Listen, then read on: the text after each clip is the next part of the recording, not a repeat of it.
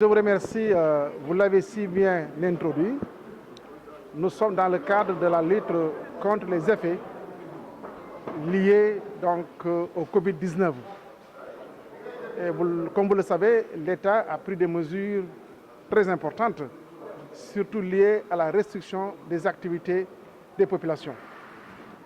Et les personnes, les cibles les plus impactées, surtout, c'est les Dara, à travers les talibés. Donc, comme vous l'avez suivi durant toute la semaine, des dons ont été donnés, excusez-moi de la répétition, pour être distribués aux populations. Aujourd'hui, nous avons pu mobiliser un lot assez important composé de vivres, principalement du riz et du sucre, que nous allons distribuer aux Dara, à tous les Dara de la commune de Saint-Louis. Et nous ferons en sorte que ces produits puissent arriver à destination. Les talibés ont été confinés puisque risquent d'être aussi des victimes. Et étant dans cette dynamique-là, naturellement, il est tout à fait normal de pouvoir apporter de l'aide, surtout alimentaire, à l'endroit de cette couche de la population, c'est-à-dire les Dara, les Serigne Dara à travers les Dara. Donc nous avons pu mobiliser environ 30 tonnes de riz, plus 200 paquets de 5 kilos de sucre. Et cela effectivement sera distribué donc, par les éléments, les jeunes, par la commission féminine, donc à travers l'honorable député Amin Tegué. Vous savez, l'activité économique est en ralentissement. Déjà, si on prend les marchés sont fermés à partir de 17h. Le couvre-feu démarre à 20h. Ensuite, à travers les mesures de confinement pour le respect de la distanciation sociale, l'activité, effectivement, toutes les activités se retrouvent limitées. Ensuite, nous avons conseillé aux Serigne Dara de retenir les talibés au niveau des Dara même. Donc, en conséquence, vous avez bien compris qu'au niveau donc de ces concessions, naturellement, il va falloir leur apporter l'aide qu'il faut pour pouvoir, en tout cas, non seulement survenir à leurs besoins, mais surtout, en tout cas, ne pas être en situation d'insécurité alimentaire. C'est la raison pour laquelle nous avons choisi de leur apporter du riz et du sucre, en attendant que donc, cette situation-là puisse être dépassée. Vous savez, l'État a initié un important programme de distribution donc, de kits alimentaires. Certainement, dans les tout prochains jours, nous allons revenir sur ces questions.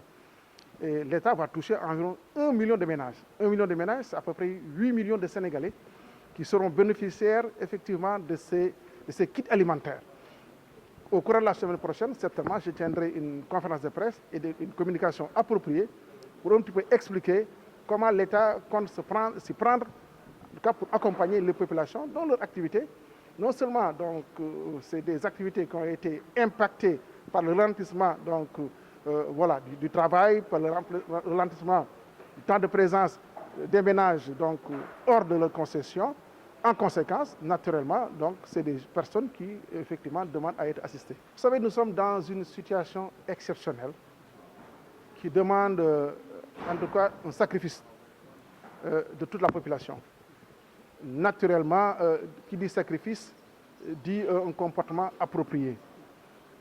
C'est vrai que l'activité étant en ralenti, naturellement, il y a des difficultés. Mais c'est face à la difficulté que, disons, le courage se fait sentir. Et nous invitons toute la population à garder la sérénité.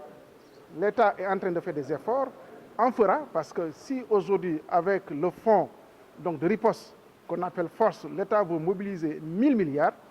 Ces 1000 milliards, c'est pour non seulement accompagner les secteurs impactés, mais aussi voir dans quelle mesure accompagner la population. Alors, comme nous sommes dans une situation d'incertitude, attendons de voir déjà comment sortir de cette situation et l'État prendra les dispositions nécessaires pour accompagner les populations. Espérer que peut-être ces imams-là peut-être n'avaient pas été bien informés, d'où la sensibilisation. Je pense fondamentalement que maintenant, si l'information en tout cas est mieux partagée, donc ces imams comprendront nécessairement que ces mesures-là entrent dans l'intérêt des populations, c'est-à-dire l'État peut-être pour le moment n'est pas aller en confinement total, parce que peut-être la situation ne le demande pas, mais vous avez vu, au niveau de certains pays, le confinement est appliqué. Vous allez en France, vous allez en Europe, vous allez même dans pas mal de pays, même en Afrique du Sud, aujourd'hui, il y a le confinement, parce que tout simplement, la croissance des cas est exponentielle. Donc, nous ne souhaitons pas en arriver là. L'État ne souhaite certainement pas en arriver là, puisque c'est contrôlé. Mais demain, si la situation demande un confinement, certainement l'État va l'analyser. Mais souhaitons qu'on n'en arrive pas là, parce que le confinement voudrait dire que tout le monde maintenant va rester chez lui. Tout le monde, que personne ne sorte. Puisque pour éviter que la maladie se propage, il faut nécessairement éviter les regroupements, il faut éviter que les gens se rencontrent, il faut éviter qu'il y ait des paramètres qui permettent la transmission, la contamination la transmission de ce virus. Donc nous n'en sommes pas encore là. Aujourd'hui, c'est le couvre-feu. Aujourd'hui, c'est les conseils pour éviter les rassemblements. C'est des conseils pour éviter le contact. Et j'espère que si tout le monde joue le jeu, naturellement, certainement, on arrivera à bout donc, de ce virus.